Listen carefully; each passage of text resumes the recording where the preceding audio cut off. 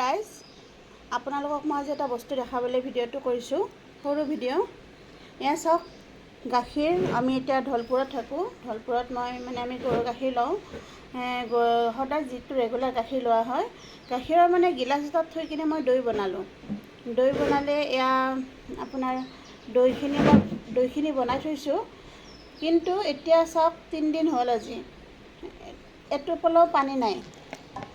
এনেকুৱা দৈ চাওক আপোনালোকে, বিশ্বাস নকৰিব পাৰে, সেইকাৰণে মই দেখাই দিছোঁ, দেখাই কিনে ভিডিঅ'টো বনাইছোঁ। মই পানী নাই, কিন্তু আমাৰ গুৱাহাটীত আমি গাখীৰ যে আনো আৰু দৈ বনাওঁ, একদম পানীয়ে পানী ওলায়। ইয়াত ইমান ধুনীয়া গাখীৰ দিয়ে। চাওক, মই আপোনাক কাটি কিনে দেখাই দিম ৰ'ব।